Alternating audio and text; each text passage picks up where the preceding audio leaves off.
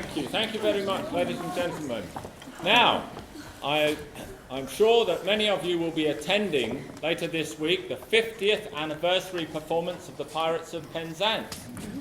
And to mark this milestone, I would like to ask you to be upstanding, ladies and gentlemen, and join the entire company in the Gilbert and Sullivan anthem, Hail Poetry.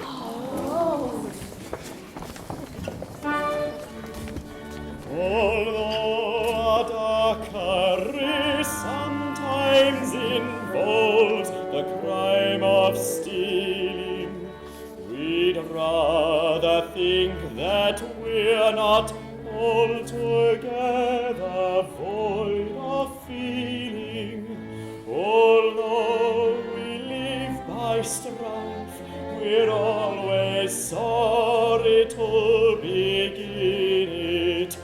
For what we ask is a life without a touch of poetry in it.